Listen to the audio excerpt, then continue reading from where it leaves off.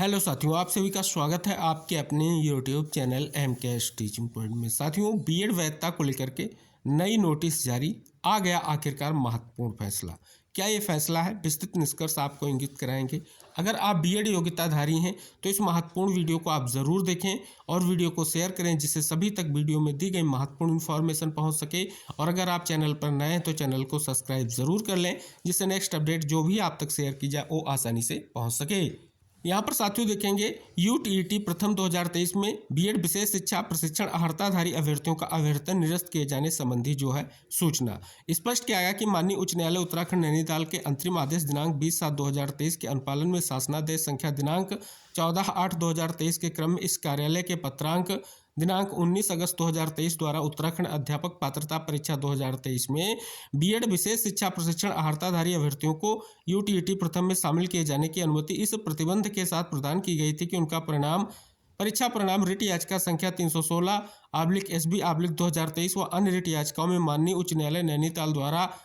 पारित अंतिम निर्णय के अधीन रहेगा। माननीय उच्च न्यायालय द्वारा उक्त याचिका में पारित आदेश निर्णय दिनांक 12/11/2024 के अनुसार उपयुक्त याचिकाओं को विफल एवं खारिज किया गया है, जिसके अनुपालन में उत्तराखंड अध्यापक पात्रता परीक्षा 2023 में बीएड विशेष शिक्षा प्रशिक्षण अर्हताधारी अभ्यर्थियों का यूटीईटी प्रथम हेतु अभ्यर्थन जो है निरस्त किया जाता है। यह महत्वपूर्ण जो है आप देख रहे हैं कि स्पष्ट तौर पर एक जो है नोटिस आ चुकी है। अब बात कर लेते हैं जो ये फैसला आया, फैसले में क्या स्पष्ट तौर पर निष्कर्ष है आपको इंगित कराएंगे। साथियों, आपके समक्ष वो महत्वपूर्ण फैसला है जो रिट याचिका संख्या 316/2023 में आया। 2 रिट याचिकाएं थी जिन पर यह फैसला महत्वपूर्ण है। फैसले में साथियों स्पष्ट तौर पर क्या इंगित कराया गया है कि आखिर क्या कुछ जो है मांग थी याचिकाकर्ताओं की, वो हम आपको इंगित कराएंगे। इंगित कराया गया है कि जो स्पष्ट तौर पर जो टीईटी परीक्षा है उसमें जो है TT1 परीक्षा उत्तीर्ण करना अनिवार्य है। तो इसके लिए TT1 जो परीक्षा जो है कराई गई या आयोजित की गई, उस परीक्षा में स्पष्ट तौर पर जो बीएड विशेष शिक्षा जिनके पास योग्यता थी उनको पिछले 6 वर्षों से अधिक समय से जो है उनको शामिल करते हुए कहीं ना कहीं इसका आयोजन नहीं हुआ। ये यहाँ पर स्पष्ट तौर पर उनकी मांग है। तो फिलहाल ये मांग है। तीसरा पॉइंट भी यही स्पष्ट कर रहा है जो आप यहाँ पर देख सकते हैं कि शिक्षक पात्रता परीक्षा 1 आयोजित करने के लिए राज्य सरकार द्वारा नामित एजेंसी ने बीएड विशेष शिक्षा की योग्यता रखने वाले छात्रों के लिए पिछले 6 वर्षों से अधिक समय से शिक्षक पात्रता परीक्षा 1 आयोजित नहीं की है। तो यहाँ पर एक आदेश पारित करने का जो है मांग किया गया था कोर्ट से, विशेष तौर पर कहीं ना कहीं याचिका फाइल करते हुए, और ये स्पष्ट तौर पर बीएड विशेष शिक्षा जो योग्यताधारी हैं उनके माध्यम से ये कहीं ना कहीं कोर्ट में याचिका फाइल की गई। पॉइंट नंबर 3 आप यहाँ पर देख सकते हैं कि जो आपकी याचिका का जिक्र किया गया है कि याचिकाकर्ताओं के पास जो है स्नातक डिग्री के अलावा बीएड विशेष शिक्षा योग्यता भी है, लेकिन उनमें से किसी भी शिक्षक पात्रता परीक्षा 1 संक्षेप में TT1 उत्तीर्ण नहीं है, जो अब किसी मान्यता प्राप्त प्राथमिक विद्यालय में शिक्षक के रूप में नियुक्त के लिए आवश्यक योग्यता है। आगे क्या है इंगित कराया गया है, वही जो हमने आपको इंगित कराया है कि विशेष तौर पर जो महत्वपूर्ण निष्कर्ष इंगित किया गया है कि याचिकाकर्ताओं के अनुसार कि बीएड विशेष शिक्षा योग्यता रखने वाले उम्मीदवारों के लिए राज्य सरकार द्वारा नामित एजेंसी द्वारा TT1 कभी आयोजित नहीं किया गया था, और इस कारण में याचिकाकर्ताओं को जो है TT1 में उपस्थित होने का अवसर नहीं मिला, यानी उनको सम्मिलित नहीं किया गया। ये भी कहीं ना कहीं इंगित कराया गया है। आगे स्पष्ट कर दें साथियों, याचिकाकर्ताओं की ओर से तर्क दिया गया कि वर्ष 2017 में उत्तराखंड विद्यालय शिक्षा बोर्ड ने TT1 परीक्षा आयोजित की थी, लेकिन याचिकाकर्ताओं और बीएड विशेष शिक्षा युक्त वाले अन्य व्यक्तियों को जो है परीक्षा में बैठने की अनुमति नहीं दी गई। इसलिए याचिकाकर्ताओं के अनुसार प्राथमिक जो है विद्यालय शिक्षक के रूप में नियुक्ति और TT1 के अनिवार्य योग्यता के रूप में लागू करना अन्यायपूर्ण है। तो स्पष्ट तौर पर कहीं ना कहीं ये निष्कर्ष आपको स्पष्ट हो रहा है। अब विशेष निष्कर्ष यही कि याचिकाकर्ताओं ने उत्तराखंड सरकार द्वारा 25/3/2023 को जारी कार्यकारी निर्देशों को चुनौती दी और यह निर्देश निम्नलिखित के मद्देनजर जारी किए गए थे। तो आपको इंगित करा दें, स्पष्ट तौर पर एक महत्वपूर्ण फैसले का उल्लेख किया गया है और उस पर पेज में कहीं ना कहीं यहाँ पर जो है विशेष निष्कर्ष इंगित कराया गया है। आगे साथियों स्पष्ट करते हैं क्या महत्वपूर्ण निष्कर्ष आया है कि उत्तराखंड सरकार द्वारा 25/3/2023 को जारी जो कार्यकारी निर्देशों में प्रावधान की केवल TT1 उत्तीर्ण करने वाले उम्मीदवारों को ही सरकारी प्राथमिक विद्यालय में सहायक अध्यापक विशेष शिक्षा के रूप में नियुक्त करने के लिए विचार किया जाना चाहिए। हालांकि बीएड विशेष शिक्षा को डीएड विशेष शिक्षा या RSI द्वारा मान्यता प्राप्त किसी योग्यता के अलावा सरकारी प्राथमिक विद्यालयों के शिक्षक के रूप में नियुक्त के लिए एक योग्यता के रूप में मान्यता दी गई। अब यहाँ पर स्पष्ट तौर पर सबसे अहम जो है देवेश शर्मा बनाम भारत संघ वाले मामले पर जो सुप्रीम कोर्ट का फैसला है उसको भी यहाँ पर इंगित कराया गया है कि प्राथमिक विद्यालयों में शिक्षक के रूप में नियुक्त के लिए बीएड जो है पर्याप्त योग्यता नहीं है।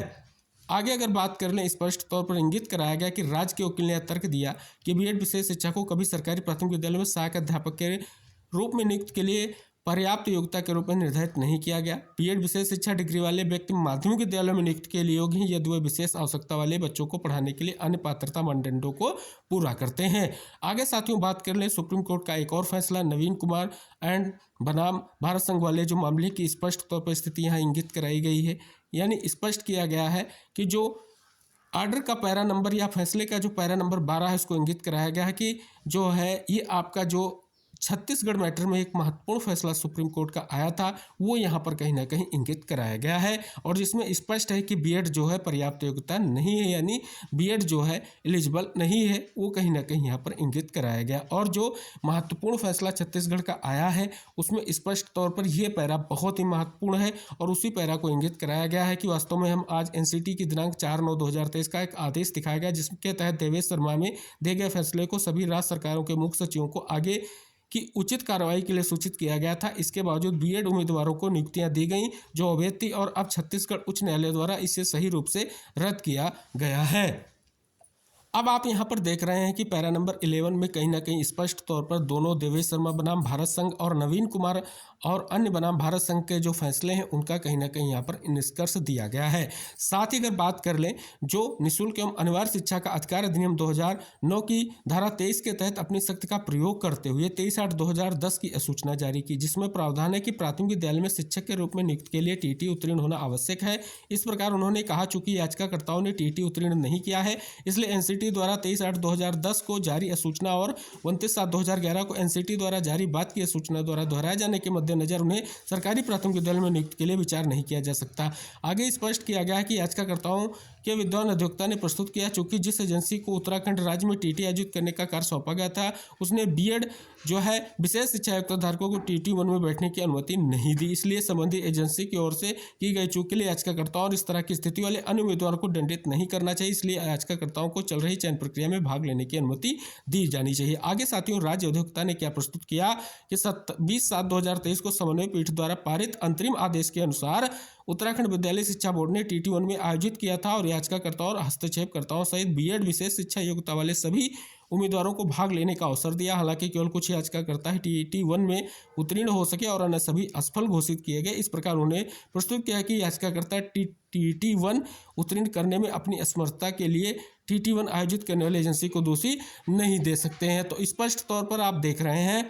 अन्य जो विशेष प्रावधान की विद्वान राज्य अधिवक्ता ने कहा कि भारत संविधान के अनुच्छेद 309 के प्रावधान के सख्त के प्रयोग में तैयार किए गए सेवा नियम भी यह प्रावधान करते हैं। तो आगे स्पष्ट तौर पर इंगित करा दें, कहीं ना कहीं इस महत्वपूर्ण तथ्यों को इंगित कराया गया और इसके बाद फाइनली जो कोर्ट ने जो याचिकाएं थी उनको सुना और स्पेशली सुप्रीम कोर्ट का जो फैसला था आप सभी को पता है, देवेश शर्मा बनाम भारत संघ और दूसरा आपका नवीन कुमार व अन्य बनाम भारत संघ में विशेष तौर पर जो फैसला आया है कि बीएड जो है प्राथमिक शिक्षक भर्ती के लिए एलिजिबल नहीं है। इन सभी महत्वपूर्ण तथ्यों को देखते हुए जो फाइनली जो आदेश दिया वो आदेश की रिट याचिका विफल हो जाती है और उनको खारिज किया जाता है।